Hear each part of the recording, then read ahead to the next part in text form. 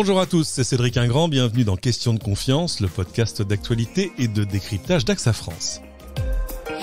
Comment agir contre les risques de surpoids et d'obésité, véritable maladie reconnue comme telle depuis 1997 par l'OMS, l'obésité n'en finit pas de se répandre. En France, c'est ainsi 15% de la population qui serait concernée, hommes, femmes, enfants, tout le monde est concerné aujourd'hui. Augmentation de la sédentarité, habitudes alimentaires, stress, prédisposition familiale. Les causes, on va le voir, sont multiples et autant se dire les choses, le confinement n'a rien arrangé. Dans cet épisode, on va essayer de comprendre les raisons de ce qui est vraiment une maladie, de connaître aussi les risques et identifier ce qu'il faut faire pour prévenir ou lutter contre l'obésité. On se parlera enfin des phénomènes sociétaux, bons ou mauvais, qui accompagnent la maladie. Ceci avec une experte, elle est ambassadrice de la Ligue contre l'obésité. Bonjour Marlène Kilissi. Bonjour.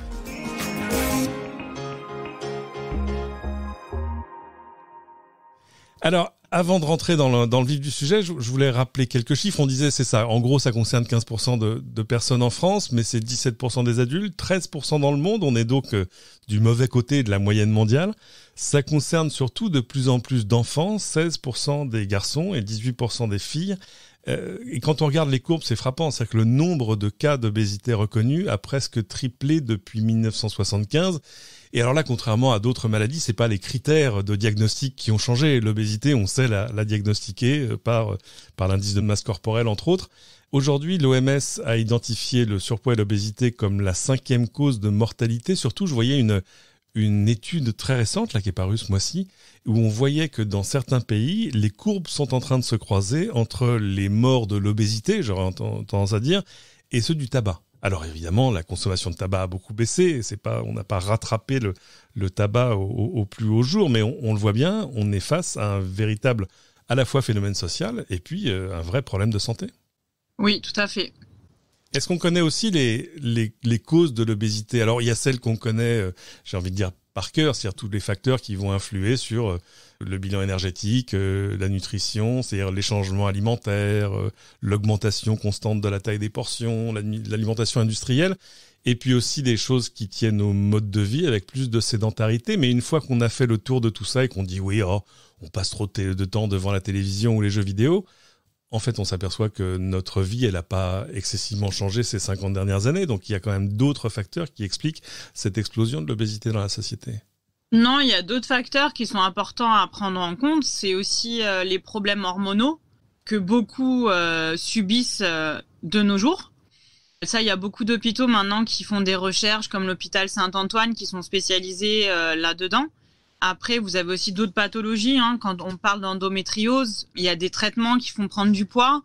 Donc, il n'y a pas que l'alimentation. Après, il peut y avoir des troubles émotionnels qui rentrent en compte. On peut passer de l'obésité avec de la boulimie, mais aussi de l'anorexie. Donc, il y a plein d'autres facteurs. Il n'y a pas que la sédentarité.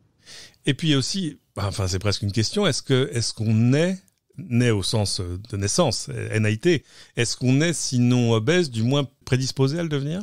Je pense pas. C'est génétique. L'obésité, ça fait partie des gènes. Mais je pense pas qu'on est NAIT avec des kilos. Alors après, c'est sûr qu'un bébé, tout dépend, le poids de naissance. Mais non, je pense pas qu'on a déjà des prédispositions à la naissance.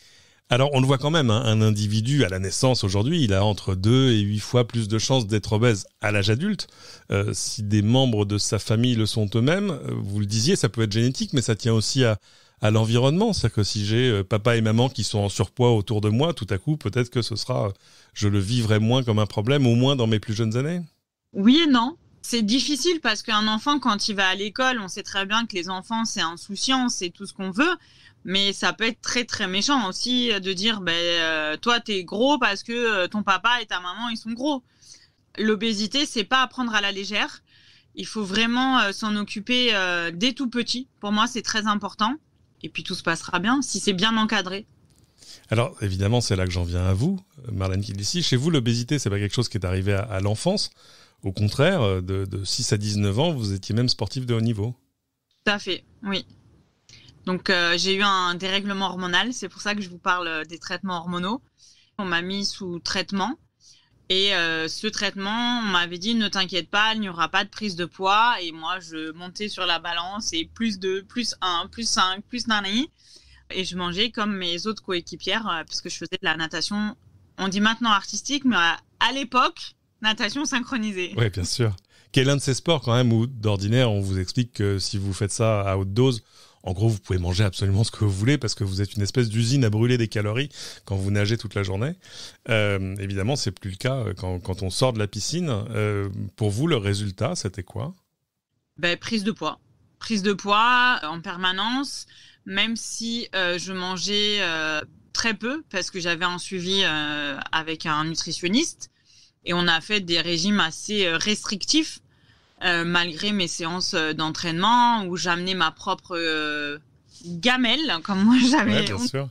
Et je mangeais rien. Les filles, elles me disaient, mais tu me dégoûtes avec tes haricots verts, ton fromage blanc. Et derrière, j'avais plus de force, quoi. J'étais à bout, tout simplement.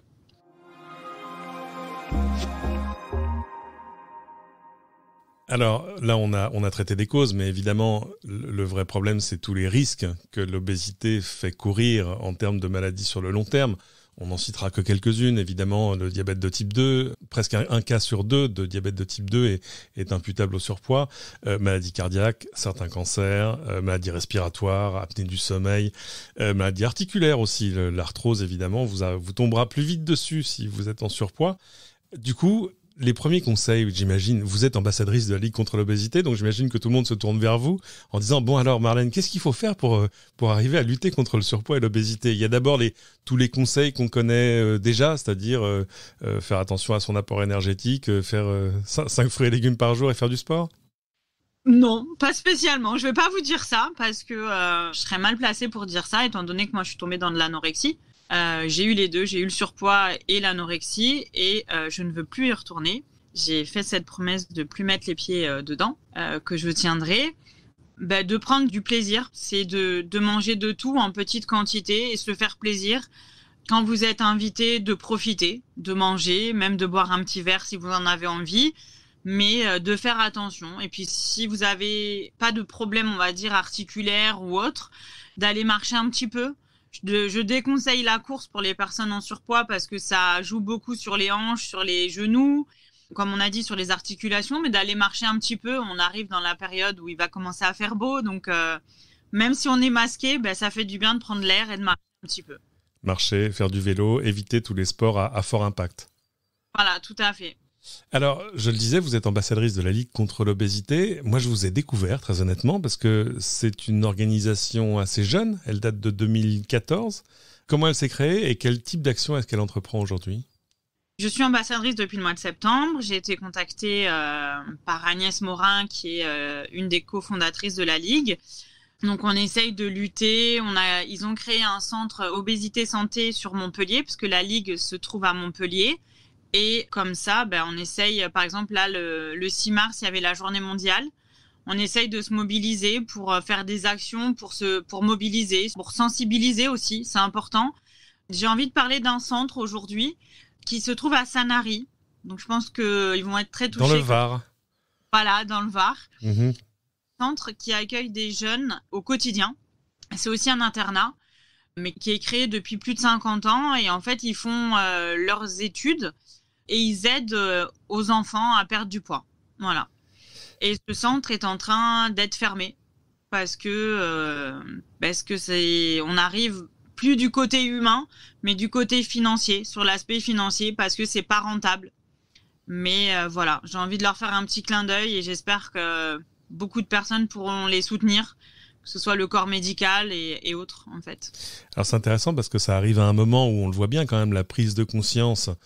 Par exemple, dans la sphère publique, elle est réelle. Hein. Je me souviens, je crois que c'est 2001, le lancement du plan national nutrition santé, vous savez, manger, bouger, tout ça. Il y a un nouveau programme qui est en train d'être lancé entre maintenant et 2023.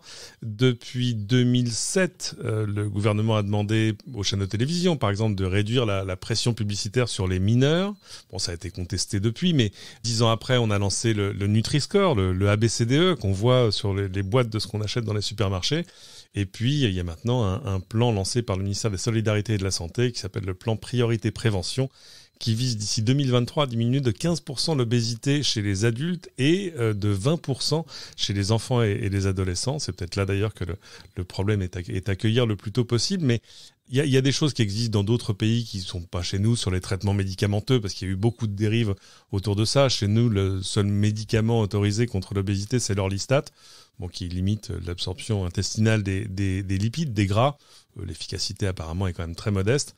Et puis, et c'est là que je voulais vous entendre, il y a quelque chose qui revient dans la conversation, surtout des personnes qui sont dans une situation d'obésité sévère, c'est les traitements chirurgicaux, c'est-à-dire anneau gastrique, le bypass. Évidemment, c'est réservé aux formes les plus sévères. Vous en êtes passé par là.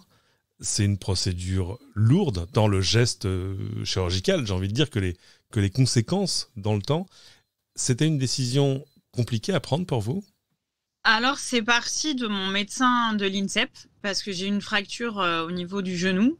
Et là, il m'a dit, il faut qu'on fasse attention parce que ta prise de poids commence à te faire perdre pied, tu tiens plus sur les jambes, etc., etc. Il m'avait dit ça en septembre 2012 et j'avais très peur des hôpitaux à l'époque. Bon, j'ai toujours peur. On apprivoise ses peurs. Et en septembre 2013, j'avais ma date d'opération. Ça a été mon cadeau d'anniversaire. J'ai commencé le processus en fait en juillet 2013, c'est-à-dire de voir un nutritionniste, de voir un psychologue, de voir le chirurgien. Après, comme il partait en vacances et autres, donc c'est un peu décalé. Et j'ai été opérée en novembre 2013. Oui, c'est un processus. Ça s'improvise pas. On débarque pas à l'hôpital en disant j'aimerais une chirurgie bariatrique le mois prochain. C'est d'abord on vous force à ce processus parce que il faut d'abord réaliser à quel point c'est un geste qui est tout sauf anodin. Et puis en plus, ça va avoir des conséquences à long terme sur votre quotidien. En 2013, le processus était beaucoup plus léger, on va dire, qu'aujourd'hui. Maintenant, il y a vraiment tout un protocole à suivre et je ne sais pas si je l'aurais tenu, pour être totalement franche, parce qu'il est très long. On se pose déjà énormément de questions. Pourquoi cette opération ? Pourquoi je ne peux pas maigrir autrement ? Pourquoi ci ? Pourquoi là ? Et là, quand on vous dit oui, il faut attendre, il faut repasser voir si tel médecin et encore tel médecin, moi, il faut que ça aille vite. Il faut que... Toujours la sportive qui est en tête, si c'est carré dans ma tête, il faut que j'aille me faire opérer de suite, en fait. Voilà. Alors pour autant, les résultats sont là. Je le disais en préparant cet épisode que vous avez perdu 98 kilos à la suite de l'opération. Ça s'est passé comment ? Très rapide.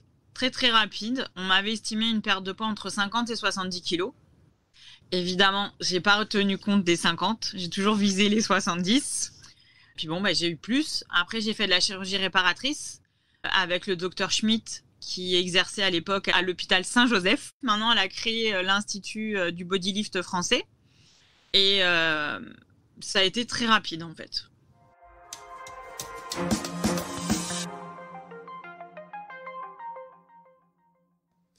Alors l'autre combat, tant le vôtre j'imagine au quotidien que celui de la Ligue contre l'obésité, c'est ce combat contre les idées reçues qui reste, j'ai envie de dire, dans l'inconscient collectif.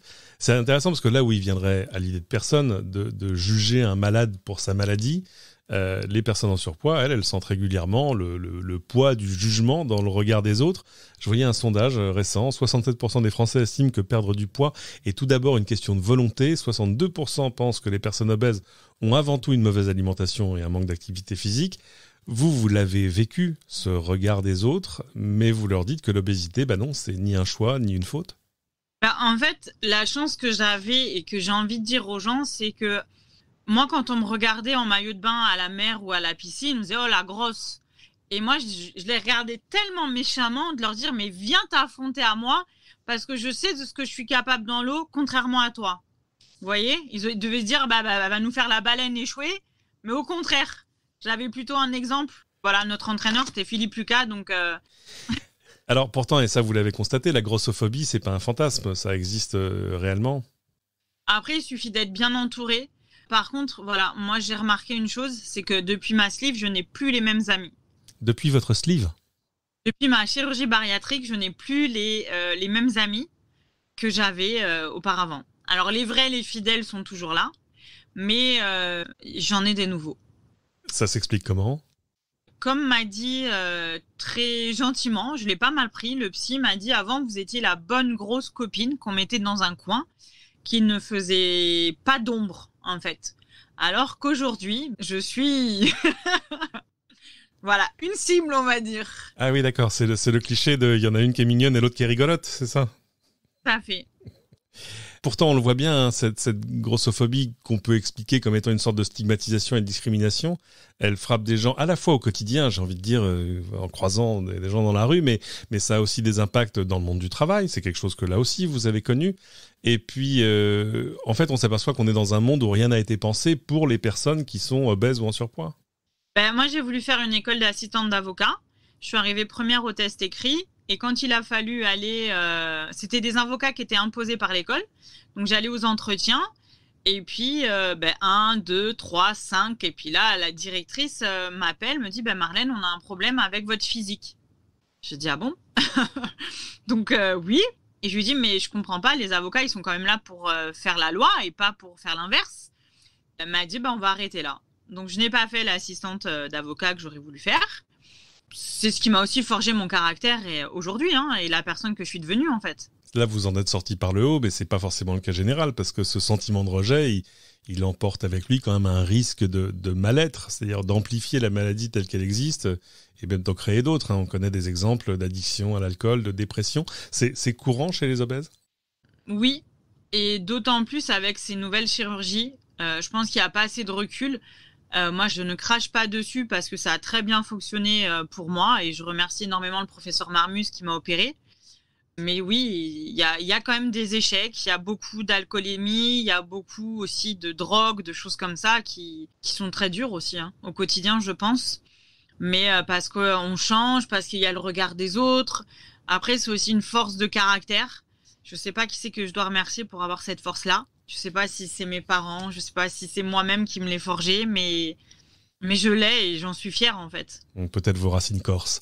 On l'a vu, il y a depuis une trentaine d'années quand même une sorte de mouvement de ce qu'on appelle le body positive, c'est-à-dire de gens qui assument leur corps tel qu'il est et qui essayent d'assumer même leurs complexes.